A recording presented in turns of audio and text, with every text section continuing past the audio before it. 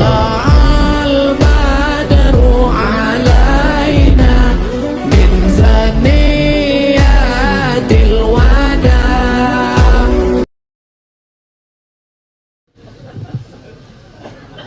Pak Ustadz, semoga selalu diberikan kesehatan. Inilah yang membuat Ustadz Somad sehat. Tadi pertanyaan Ustadz Hanafi yang ketiga, apa yang membuat Ustadz sehat? Ustadz minum apa? Masih teh manis. Kenapa Ustadz sehat? Yang membuat sehat, orang sebanyak ini berdoa, ceramah di Gayo Luas 3 kali, asar, isya, subuh, macam makan obat. Bayangkan berapa jamaah yang berdoa, ya Allah sehatkan Ustadz Somad sampai pagi Jumat ya Allah. Setelah itu terserah kabupaten lain lah. Pak Ustadz, apa sama berbakti sama orang tua dengan berbakti sama mertua? Kau jumpa istrimu itu umurnya berapa? 25 tahun. Selama 25 tahun tuh ngasih makan dia siapa? Bapak sama emaknya. Sedangkan ayam saja tak dikasih orang. Ayam, ikan lele tak akan dia kasih. Kenapa dia mau mengasih anak gadisnya kepada engkau, sedangkan kau tak pula ganteng, PKI, pendek kecil hitam? Kenapa dia mau mengasihi kepada engkau? Emakmu sayang padamu karena kau anaknya. Ayahmu sayang padamu karena kau anaknya. Tapi ini bukan emakmu, bukan ayahmu, tapi mau mengasihkan anak gadisnya padamu. Kira-kira mana yang lebih hebat? Orang tua apa mertua? Mertua. Oleh sebab itu jangan kau beda-bedakan. Sayang kau pada emakmu, sayang pada emak mertuamu. Sayang kau kepada ayahmu karena dia memberikan anak gadisnya yang the best, yang terbaik. Inilah anak gadisku yang paling cantik. Padahal di kampung itu banyak yang lebih cantik. Tentu anak dia dipujinya. Oleh sebab itu maka yang selama ini tak sayang pada mertua, balik dari pengajian ini mudah-mudahan sayang dia pada mertuanya insyaallah. Makanya carilah menantu yang soleh, bukan somat.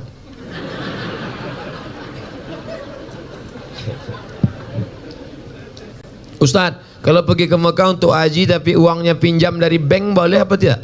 Bank syariah, Bank Aceh Syariah boleh. Masa masa ngutang ibadah Pak Ustaz? Boleh ngutang. Pak Haji pinjam duit 2,5 juta, aku mau kurban. Kurban bulan berapa? Bulan Zulhijjah. Nanti kelapaku panen bulan Muharram. Boleh. Ada yang akan membayarnya, boleh. Yang tak boleh itu Pak Haji pinjam duit 2,5 juta, apa yang akan kau bayarkan? Kuserahkan pada Allah Subhanahu wa taala. Nah, itu tak boleh. Misalnya kau PNS, lalu pergi kau ke bank syariah, lalu kata orang bank syariah ini akadnya murabahah, nanti dapat bantuan. Sebelum berangkat sudah lunas. Saya tidak tahu di Gayo Luas. Kalau di Pekanbaru Riau, store 2017 berangkat 2031. 2030 malaikat maut datang. Insya Allah, mudah-mudahan kita bisa berangkat haji insya Allah. Ada satu kabupaten di Indonesia miskin susah, tapi jamaah hajinya terbanyak. Bupatinya cerita ke saya, Ustadz Somad, ini kabupaten miskin, tapi jamaah hajinya terbanyak. Loh kok bisa gitu Pak Bupati? Orang kampung kalau tanam padi, pas nanam itu mau pergi haji, mau pergi haji, mau pergi haji, mau pergi haji. Pas dia nanam karet, mau pergi haji, mau pergi haji. Disampaikan Allah niatnya. Yang kampung lain enggak, mau kawin lagi, mau kawin lagi. Sampai juga, sampai juga. Insya Allah bisa dua-duanya insya Allah. Ustadz ini cerita kawin aja. Untuk memanas-manasi ada yang belum nikah. Bukan untuk saya untuk apa? Ada kawan kita belum nikah. Ustadz, di keluarga orang tua saya cuman saya yang muslim. Alhamdulillah. Mudah-mudahan saudaramu dapat hidayah insyaallah. Jika saya siap sholat langsung panjatkan doa untuk ibu saya, sah apa tidak Pak Ustadz? Nabi mendoakan non muslim. Apa doanya? Allahumma hdi qaumi fa innahum la ya'lamun. Berikan kaumku, adikku, kakakku, emakku, adikku hidayah supaya mereka bersyahadat asyhadu an la ilaha illallah wa asyhadu anna Muhammadar Rasulullah. Hukum seorang istri minta kepada suaminya imam solat, tapi suami tak mau. Nah, ini laki Fir'aun ini.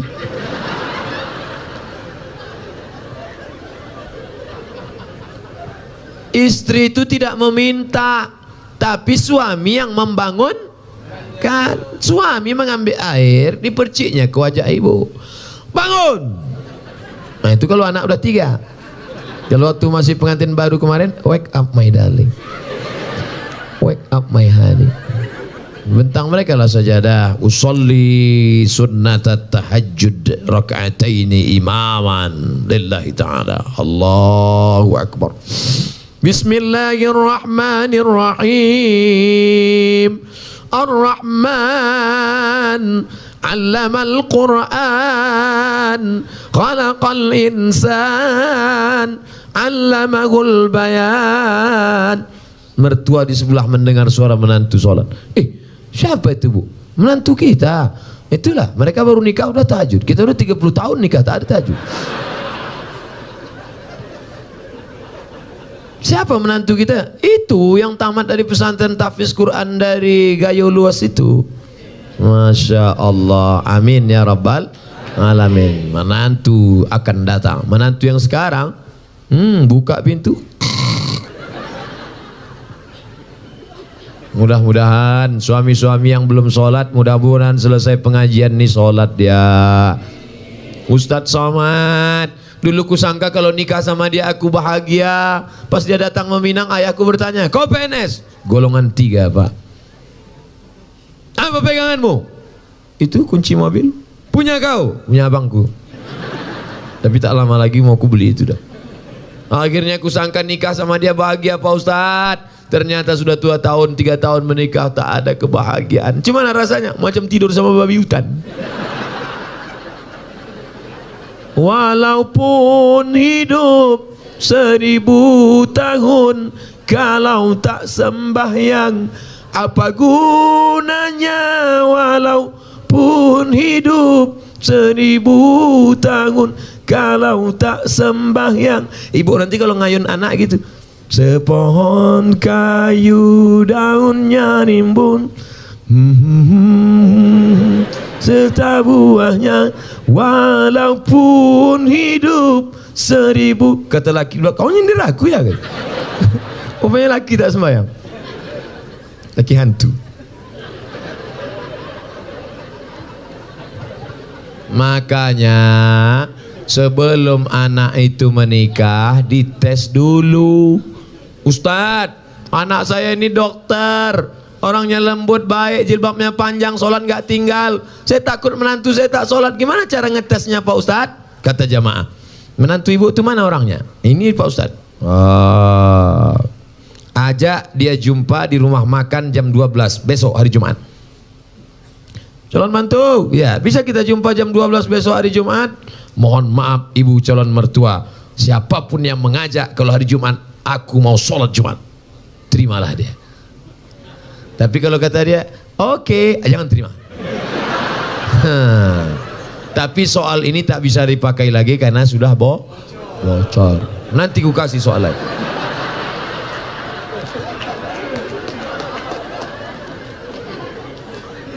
Orang dulu kalau mencari calon menantu, besok Pak saya mau minang anak bapak, besok kau datang ke rumah saya maghrib. Kenapa disuruh maghrib? Karena mau dibawa ke surau, disuruh azan. Allahu Akbar, Allahu Akbar. Mantap azannya. Samsung, HP. Dulu calon menantu dites azan. Setelah lulus azan, bapak tu pun pura-pura batuk. Bapak tak bisa maju jadi imam nih, tadi minum es 3 drum. Kalau kau maju jadi imam, dia pun maju dah. Ghairil maghdubi alaihim waladdallin. Amin.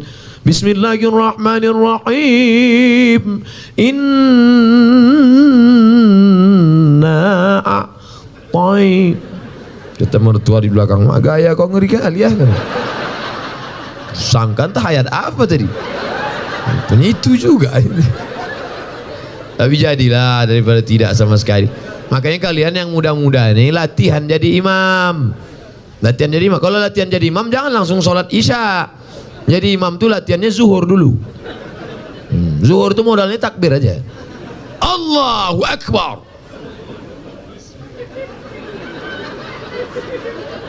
Allahu Akbar. Tapi sami Allah ingat juga. Yang pula saking groginya Allahu Akbar. Nanti udah agak-agak kuat mental, udah agak-agak siap ready sudah, baru coba maghrib. Jangan langsung subuh. Subuh memang 2 rakaat, tapi kunut panjang. Nah, maghrib lah mulai coba. Bismillahirrahmanirrahim. Nah, ini sembahyang apa MTQ? Tapi yang paling enak itu jadi TNI Polri. Kalau kita TNI Polri, calon mertua mana berani nanya kita kan? Datang kita, kau sembahyang apa tidak? Bukakan aja pistol tuh.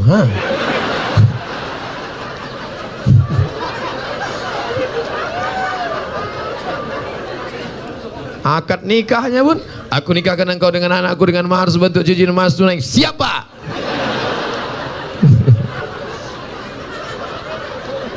Ustadz Somad yang saya muliakan, ini pertanyaannya bagi saya sangat besar maknanya. Seorang ibu hamil duluan, baru menikah. Bagaimana status anak tersebut? Perempuan yang hamil duluan, baik sebulan, 2 bulan, 3 bulan, 4 bulan, 5 bulan, 6 bulan, 7 bulan, dinikahkan, nikahnya sah. Nikahnya sah. Buka nama kitabnya Al-Fiqhul Islami wa Adillatuh. Nama penulisnya Syekh Wahba Az-Zuhaili dari Suriah, Damaskus. Dekan Fakultas Syariah Universitas Damaskus. Jadi Pak Kua tak perlu nanya, ini berapa bulan? Itu bukan pertanyaan Pak Kua, itu pertanyaan dokter. Nikahkan saja. Aku nikah. Dari bunyi tangan calon mertua itu bisa kau tebak itu sudah hamil duluan apa tidak. Kalau yang belum hamil itu lembut dia. Hai menantuku. Itu belum hamil tuh. Tapi kalau hei menantu, aku nikahkan dengan tunai. Usah aku kesini lagi. Aku pijakkan aja muncung kau. Nah itu udah hamil tuh. Nah kalau sudah hamil dia, nikahnya sah. Nanti anak lahir tak usah diulang lagi. Sah. Yang jadi masalah anak nanti lahir tidak boleh pakai bin bapaknya. Pakai binnya siapa? Bin maknya. Bin Fatimah, bin Aisyah, bin Khadijah. Enggak. Kebetulan nama maknya Tilan. Bin Tilan lah.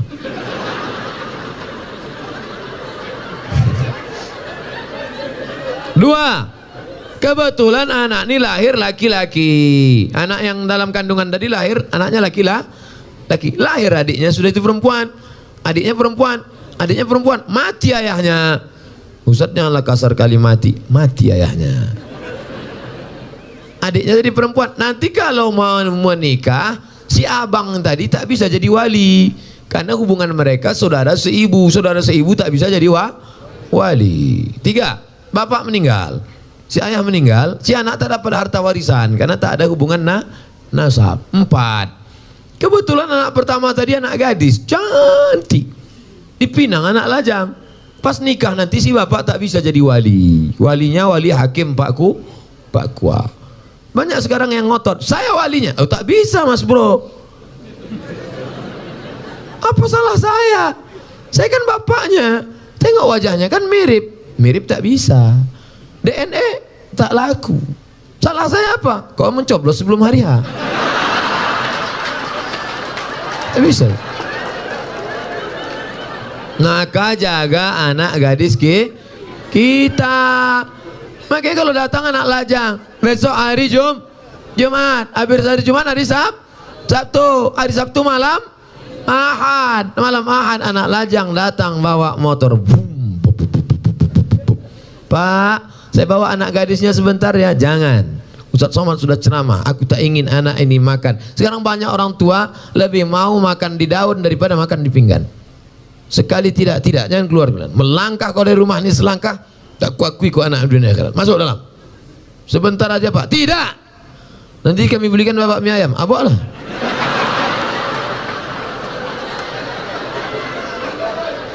Semangkuk mie ayam lah pula harga anak gadis kau. La ilaha illallah Muhammad Rasulullah. Ibu juga harus sepakat sama bapak. Kalau bapak sudah mengatakan tidak, tidak. Sebentar aja, tidak. Sekali tidak, tidak. Datang istri dari belakang, kasihlah bang. Kita dulu lebih parah dari itu lagi. Inilah yang membuat anak ini rusak. Kalian pun yang lajang-lajang, ini pakai motor, udah dibawa, bonceng sana, bonceng sini, bonceng sana, bonceng sini, gembong masuk angin. Yang mengandung 9 bulan 10 hari laki-laki apa perempuan? Perempuan. Yang melahirkan meregang nyawa laki-laki apa perempuan? Perempuan. Yang ngidam muntah-muntah laki-laki apa perempuan? Perempuan. Maka jaga kehormatan kalian adik-adikku, anak-anakku. Jaga. Tak ada harga kalian. Sekolah aja bagus-bagus. Yang lajang-lajang, yang kalian pacaran. Tak usah kalian pacaran. Emangnya Ustaz dulu tak pernah pacaran? 4 tahun saya di Mesir tak pernah pacaran. Kalau tak percaya tanya sama Ustaz Fadil. Tak pernah Ustaz kan?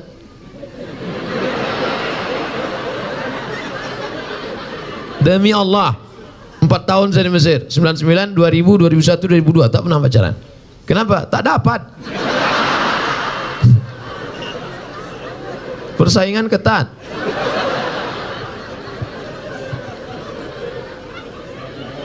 Assalamualaikum. Tapi setelah pulang, selesai saya S1 Mesir, saya lanjutkan S2 Maroko. Habis itu saya pulang 2008 saya pulang, lulus PNS, mengajar, Ustadz. Coba tengok komen-komen. Nih lajang-lajang yang asik pacaran.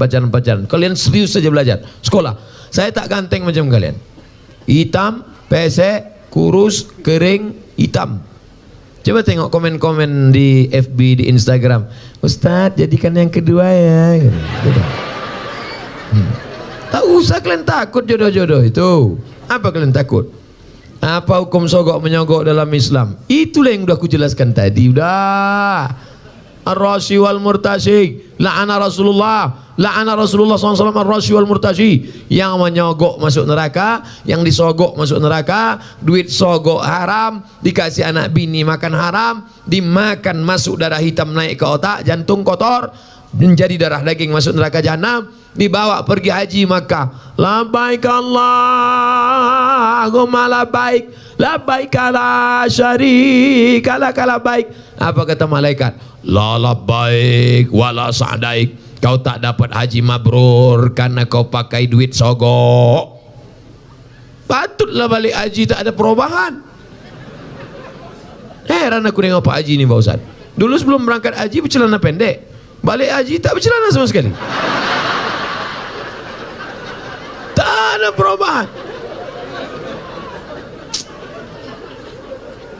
La ilaha illallah Muhammad Rasulullah. Kalau udah terlanjur gimana Pak Ustaz? Keluarlah dari PNS. Ustaz ngomong aja enak. Kalian tanya aku jawab. Ustaz, saya punya abang yang menyusahkan orang tua. Menyusahkannya berjudi, mencuri orang tua, menggadaikan kereta. Sebagai adik apa yang saya lakukan? Pulang dari sini, musyawarah engkau sama keluarga. Mungkin otak abangmu ini sudah rusak karena narkoba. Karena orang kalau sudah kena narkoba, jangankan sabu-sabu, putau, pil rohypnol, mix kasbek, vodka. Hafal juga Pak Ustaz nih. Jangan pemakai juga ini dulu. Jangankan itu, lem kambing aja rusak. Anak-anak SMP, anak SD kalau udah kena lem kambing rusak. Berapa banyak ibu-ibu masak pagi tak panas-panas nasi, rupanya tabung gas sudah dijual anak untuk beli sabu-sabu. Otak itu sudah rusak. Ini saya yakin ini abang ini udah rusak otaknya. Kenapa? Karena mau dia pula menyusahkan orang tua, berjudi, mencuri orang tua. Jadi kalian kumpul bersama, cari asal muasal sebab musabah. Oh, dia kena narkoba. Orang kena narkoba jangan malu, bawakan ke BNN, Badan Narkotika Nasional. Ustadz, tolong doakan anak kami. Pak Ustadz, doa apa? Doa narkoba. Saya belum pernah dapat doa Allahumma inni na'udzubika min sabu-sabu. Tak ada. Maka serahkan ke BNN. Nomornya Pak Ustadz, catat nomor BNN. Saya selalu dibawa BNN ceramah.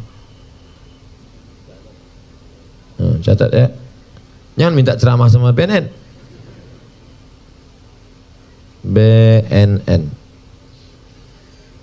Rusak pula HP.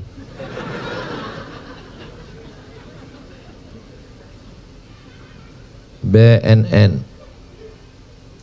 Catat 08 0813 11 44 2193. Nanti rekamannya ada. Telepon dia.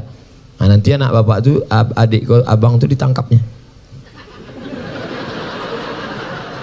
Tangkapnya bos. Banyak yang berterima kasih. Gimana keadaannya sekarang? Alhamdulillah Pak Ustadz. Gimana? Udah ditangkap. Setelah ditangkap diobati diobati, rehabilitasi, balik dia sehat, bisa lagi sehat dengan kita, bisa bersosialisasi dengan masyarakat. Ini saudara kita. Tapi ada juga yang tidak kena narkoba, dibawa ruqyah, bawa ke tengku-tengku, ke alim ulama, tuan-tuan guru kita, ke dayah-dayah, di ruqyah. Mungkin dia diganggu jin setan. Setan. Ustadz, suami saya tak sholat kemarin di ruqyah, tak ada respon apa-apa. Berarti tak salah setan. Kadang kasihan juga kita. Kadang-kadang setan ini sikit-sikit setan salah. Sikit-sikit setan salah. Laki tak sembahyang setan salah. Laki selingkuh setan salah. Kata setan, aku tak ada, goda dia aja gatal kan. Nanti keluar namanya KPS, Komisi Perlindungan Setan. Saking banyaknya setan disalah-salahkan. Ada bencong LGBT, waktu dibacakan ruqyah keluar jinnya, habis itu sehat deh. Itu yang meruqyah namanya Ustadz Saifullah, Ketua ARSY, Asosiasi Ruqyah Syariah Indonesia. Ketuanya Ustadz Junaidi. Setiap provinsi ada di ruqyah. Nah, jadi rupanya ada juga jin itu yang bencong. Masuk dia, begitu masuk melambai dia. Begitu keluar jin itu sehat. Tapi saya tak bisa ruqyah. Jadi ruqyah ini ada ustadz-ustadznya. Kadang kita ini ayatnya hafal, pas kita baca jin itu tak mau keluar. Allahu la ilaha illa huwal hayyul qayyum, la ta'khudhuhu sinatun wa la naum. Hai jin, keluar. Tak mau kata dia. Keluar. Tak mau. Keluar. Masa setan ngusir setan gitu. Rupanya perbuatan kita 11-12 sama dia. Pak Ustadz, saya sering memikirkan sesuatu dan tak khusyuk sholat. Bagaimana tuh Pak Ustadz? Kata Syekh Ali Tontawi, menjaga khusyuk sholat itu syaratnya 5. Yang pertama, waktu wudhu jangan bercakap. Hidupkan keran air, basuh tangan, hakikatnya keluar dosa dari tangan. Kumur-kumur, keluar dosa dari mulut. Basuh muka, keluar dosa dari kelopak mata. Basuh tangan, keluar dosa dari tangan. Basuh kepala, keluar dosa dari lubang telinga. Basuh kaki, keluar dosa dari kaki. Nah, gitu. Jadi jangan bercakap. Jadi sekarang banyak orang sedang berwudu bercakap. Nah itulah, kan aku bilang kemudian jangan tanam. Sawitnya sekarang mau jatuh harganya. Gimana lah? Bilang, bagi tanam karet aja. Kau tak peduli juga kan? Terus kan? Nah itu, jadi bercampur sama dunia. Makanya waktu berwudu itu jangan cerita dunia. Nah, habis berwudu, dari tempat wudu ke tempat sholat tak boleh tasbih. Tasbih itu menjalin jari jemari, retak. Tak boleh. Mereka jangan tasbih, tak boleh tasbih. Subhanallah. Gimana kabarnya anak Syekh Anwar yang katanya hamil? Subhanallah.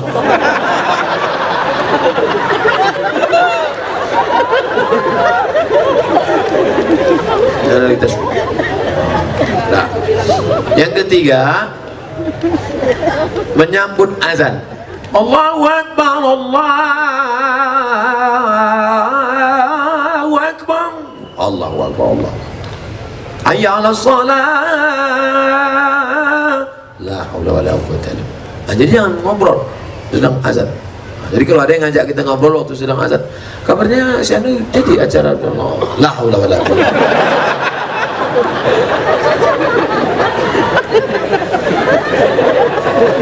Yang keempat, sholat itu membaca, namanya qiraah, bukan merenung, membaca. Maka dibaca inna sholati wa nusuki wa mahyaya la syarika lahu. Ya khabab, ya. Nabi itu kalau sholat mulutnya bergerak apa tidak? Nabi kalau sholat mulutnya bergerak.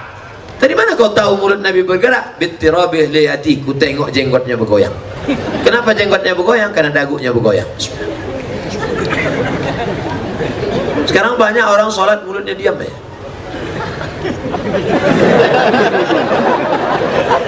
Apa dipikir ya? Nah, jadi mulut. Nah, yang terakhir yang kelima, fahami bacaan, connect antara mulut dengan qalbu, hati.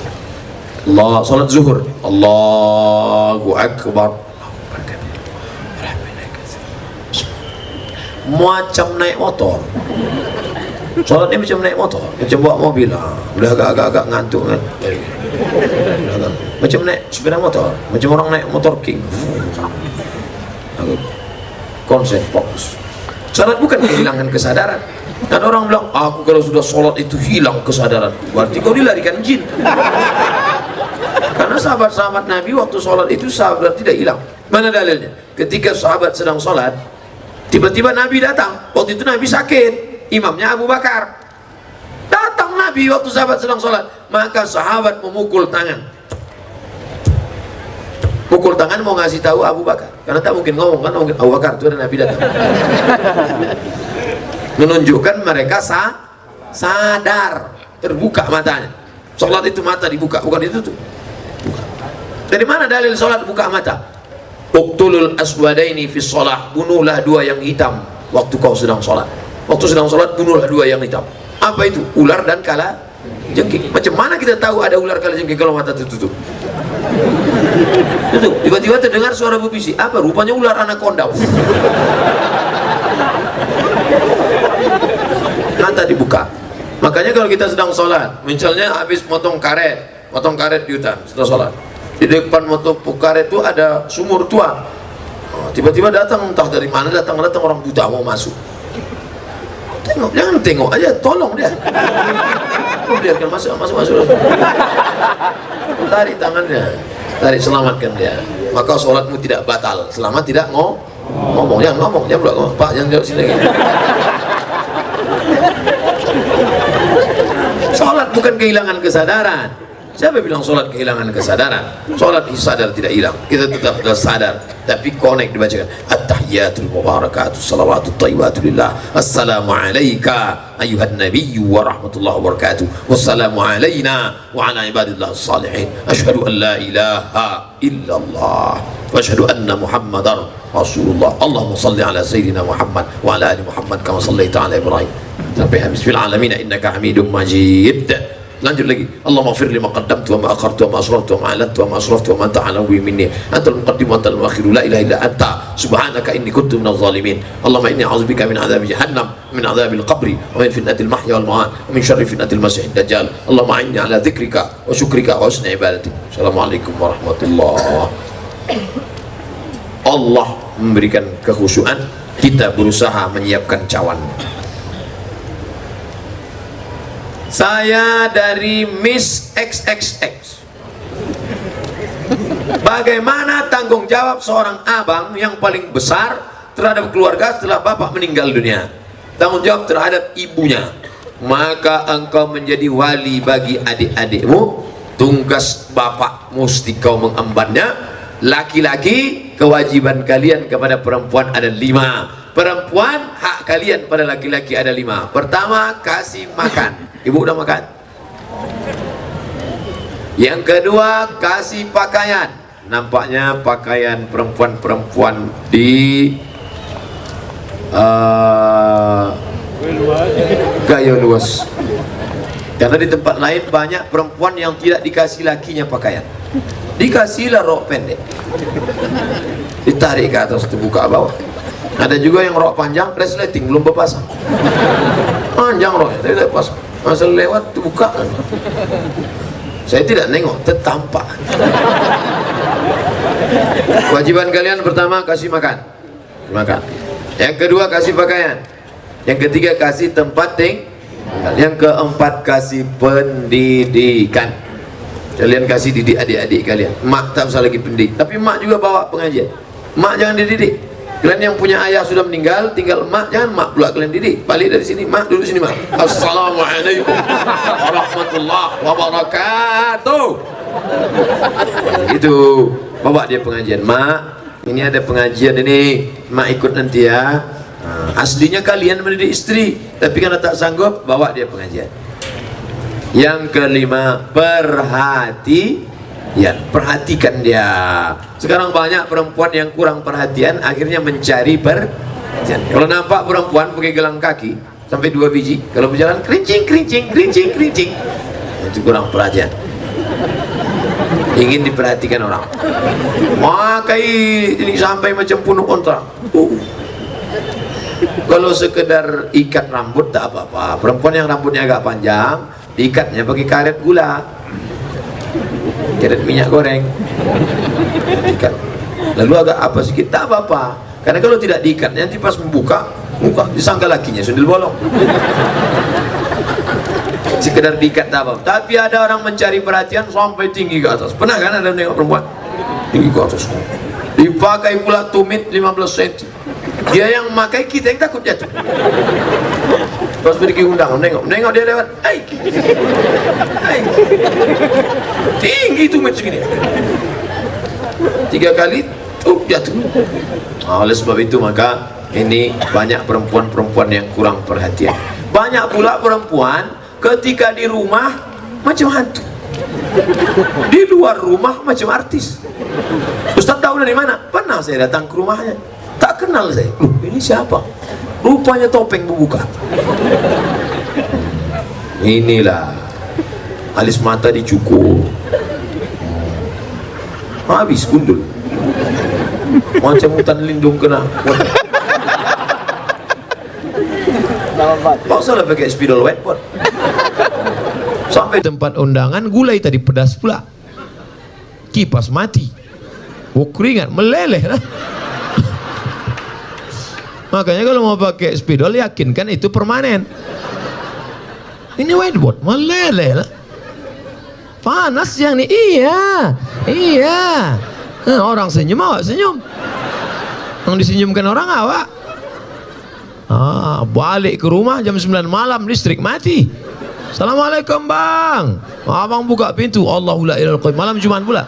La ta'khudhuhu sinatun wa la nawm, lahu ma fis samawati wa ma fil ardi, man dhal ladzi yashfa'u wa la ya'uduhu hifdzuhuma wa huwal aliyyul azim. Kenapa hantu ni tak pergi? Bini abang. Inilah gara-gara bini tak mengaji. Tapi insya Allah di Gayo Lues tak ada ini, tak ada. Soleh-solehah semua insya Allah. Coba tengok jilbabnya panjang, jilbab panjang. Anak kecil aja video. Tengok anak kecil, anakku berjilbab, jilbab panjang. Anak kecil yang nampak cuma 2, muka sama tapak tangan. Anak kecil berjilbab. Ini di tempat lain dipakailah celana sempit, celana jeans, ngonjerit paha. Tolong gitu. La ilaha illallah. Dipakai pula senam pagi di kantor. Banyaklah pegawai kantor tuh error. Di dalam tubuh yang sehat terdapat otak yang cacat. Pagi-pagi instruktur senam, teng teng teng teng teng teng teng teng teng teng. Badannya tak ada bergerak, biji matanya nih. Apa tak error? Na'udzubillah. Mudah-mudahan terpelihara kita dari maksiat-maksiat ini insyaallah. Tentang film India, banyak sekarang yang gemar. Apakah terpengaruh terhadap akidah Pak Ustaz? Kalau dinasehati, saya cuma nonton, tak lihat agamanya. Ini yang mengasih jawaban ini setan. Dia dibantu oleh setan, makanya dia dapat jawaban itu. Ustaz sembarangan ngomong, ini dari Quran. Wa inna syayatina la yu'una ila awliyaihim. Setan-setan mengirimkan jawaban kepada wali-wali setan. Kau nonton India? Kan cuman nengok, luar biasa. Tahun lalu jamaah haji pulang bajunya putih. Tahun lalu jamaah haji pulang bajunya putih. Tahun 2015 jamaah haji pulang pakai baju merah, baju ungu, baju kuning. Berita fenomena baru, jamaah haji pulang pakai baju warna-warni gara-gara terpengaruh dengan gamis Joda Akbar. Siapa bilang tak terpengaruh? Yang paling bahaya melihat aurat. Orang India tuh pusatnya nampak. Orang aurat India pakaiannya sempit. Walaupun sinetronnya disebut sinetron Islam, tapi di situ menyiarkan pernikahan zina. Raja Islam menikah dengan Hindu, zina. Itu yang mau ditontonkan. Itu misi di balik itu, pluralisme agama. Boleh nikah beda agama. Hati-hati, itu yang mau diajarkannya, bahwa Islam membenarkan pernikahan Raja India Islam dengan Joda Akbar yang Kristen, dengan Joda Akbar yang Hindu. Nauzubillah, ini ada misi di balik ini. Maka mesti, yang paling mengerikan, suara-suara yang masuk ke telinga nanti akan mengganggu waktu mau mati sakaratul maut. Yang suka mendengar lagu rock, yang suka mendengar lagu metal, itu nanti akan mengganggu kepalanya waktu sakaratul maut. Begitu juga yang suka lagu India, nanti datang suara itu waktu mau dia sakaratul maut.